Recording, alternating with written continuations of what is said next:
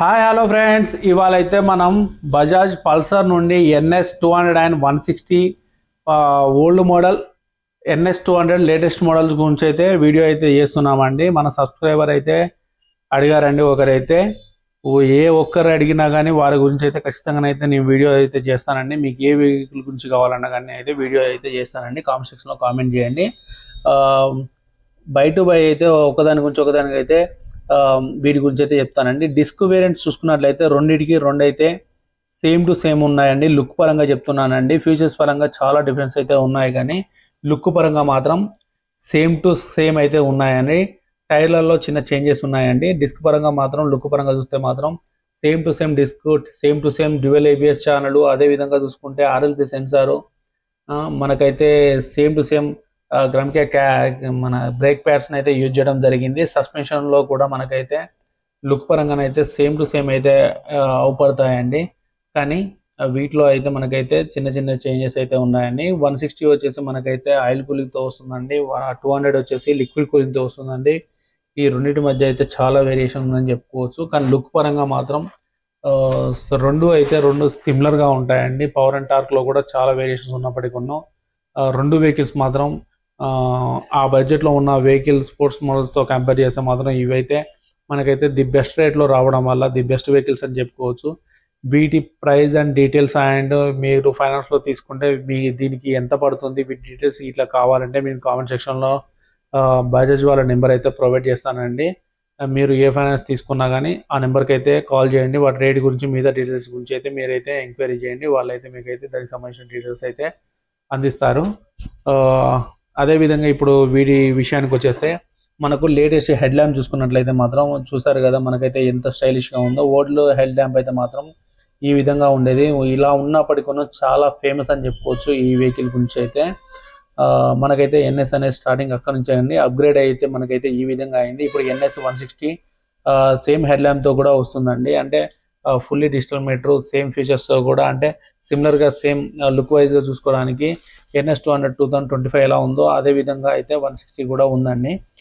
Old vehicle అయితే మనకైతే present అయితే అవైలబుల్తో ఉందండి. 160 వెహికల్ అయితే ఒక కస్టమర్ పర్పస్ అయితే తెప్పించి అయితే వీడియో చేసామండి. దాని పర్పస్ అయితే ఈ రెండు వెహికల్ గురించి ఒకసారి అయితే కంపేర్ చేసి చేయమని చెప్పేసి అయితే వీడియో పెట్టారు. అందుకనే కంపారిజన్, అంటే లుక్ పరంగా కంపారిజన్ కోసం అయితే నేనైతే వీడియో అయితే చేస్తున్నానండి.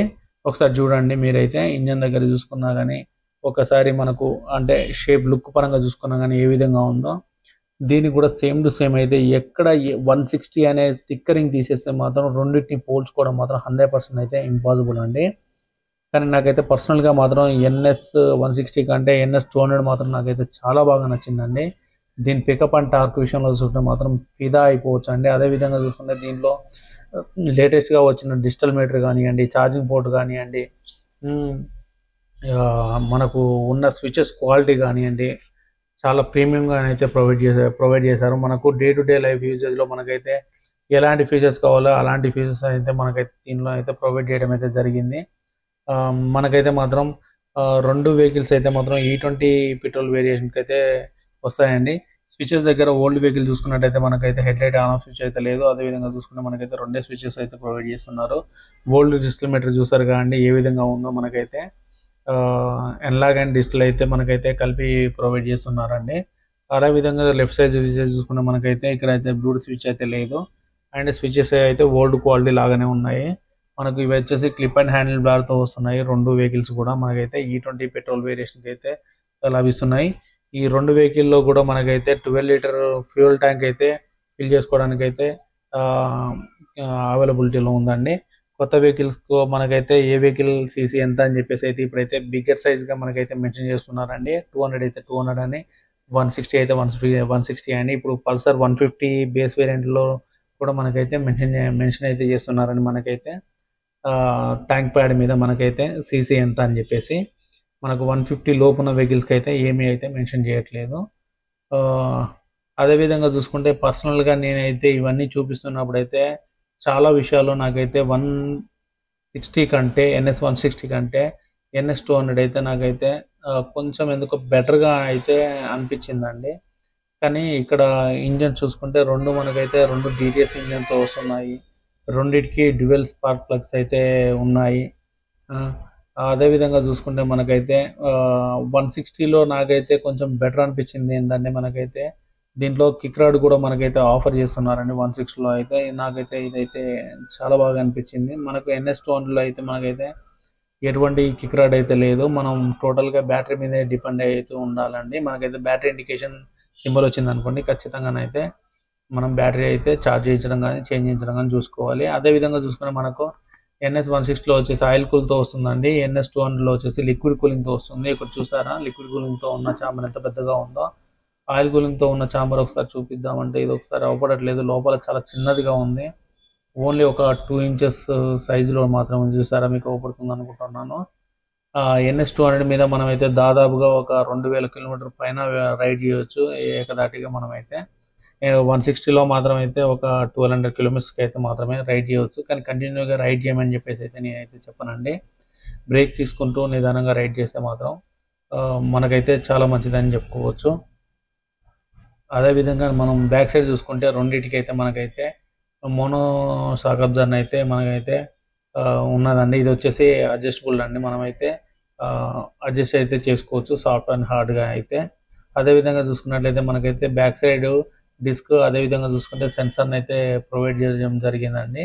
సేమ్ టు సేమ్ రెండు వెహికల్కి కూడా ఒకే విధంగా అయితే ప్రొవైడ్ చేయడం జరిగింది. ఈ సెన్సార్ వల్ల మనం ఒకటేసారి సడన్గా బ్రేక్ వేసినప్పుడు ఏమవుతుందంటే మనకు బండి అనేది స్కిడ్ అవ్వకుండా కొంచెం స్టేబుల్గా ఉంటుందండి. స్కిడ్ అవ్వకుండా అంటే ఇట్లా టైర్ బ్రేక్ ఒకటేసారి కొట్టినప్పుడు రాకుతాయి కండి, అలా రాకుండా ఒకేసారి కొట్టినప్పుడు కొంచెం స్టేబుల్గా ఉంటాయండి. ఎందుకంటే దీంట్లో ABS అయితే ఉందండి, డ్యూయల్ ఛానల్ ABS.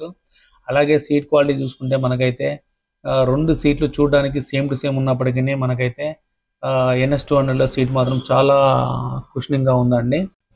మనకు బ్యాక్ సైడ్ గ్రాప్ డీల్ చూసుకుంటే మాత్రం రెండింటికి సిమిలర్గా ఉన్నాయండి. అదేవిధంగా మనకు బ్యాక్ సైడ్ నెంబర్ ప్లేట్ దగ్గర పొజిషన్ దగ్గర చూసుకోండి, NS200 అయితే మాత్రం ఎందుకో కాస్త బెటర్ లుక్గా అనిపించింది నాకైతే NS160 కన్నా. కానీ ఇక్కడ ఓల్డ్ టైప్ డిజైన్ ఇవ్వడం వల్ల కాస్త బల్కీగా అనిపించినట్టు అనిపించింది నాకైతే.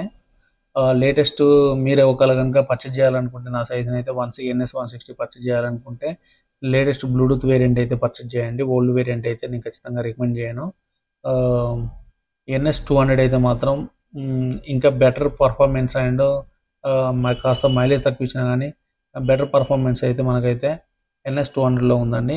మనకు NS160 వచ్చేసి 47 అంటే 45 కిలోమీటర్స్ అయితే వస్తుందండి. NS200 వచ్చేసి మనకైతే 40 చెప్తున్నారు కానీ 35 వస్తుందండి. రెండింటికి మధ్య అయితే ఒక 10 కిలోమీటర్స్ అయితే డిఫరెన్స్ అయితే ఉంటుందండి మైలేజ్ పరంగా చూసుకుంటే.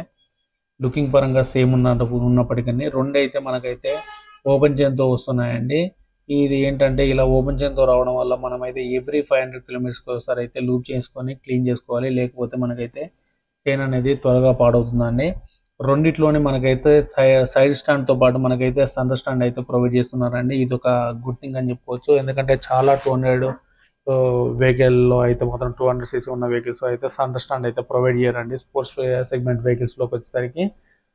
అలాగే చూసుకుంటే మనకైతే NS200లో అయితే మనకైతే 6 స్పీడ్ గేర్ బాక్స్ని అయితే ప్రొవైడ్ చేయడం అయితే జరిగిందండి. అలాగే మనం NS160లో చూసుకున్నట్టయితే 5 స్పీడ్ గేర్ బాక్సే వస్తుందండి. 6 స్పీడ్ గేర్ బాక్స్ అయితే ఉండదు NS160లో. ఇదొకటి మీరైతే నోటీస్ చేయాలి. మీరు షోరూమ్కు పర్చేజ్ చేయడానికి వెళ్ళినప్పుడు రెండు వెహికల్ అయితే మీకైతే లేటెస్ట్ వెహికల్ అయితే సిమిలర్గా సేమ్ టు సేమ్ అయిపోతాయి. చిన్న చిన్న వేరియేషన్స్ అయితే మీరైతే ఖచ్చితంగా నోటీస్ చేయలేరు. మీరైతే ఒక్కసారి అయితే వాళ్ళు ఇచ్చిన కాంప్లిమెంట్ చెక్ చేయండి, లేకపోతే కొన్ని వీడియోస్ అయితే చెక్ చేయండి మనతో పాటు. మీకైతే ఒక క్లారిటీ అనేది వస్తుందన్నమాట.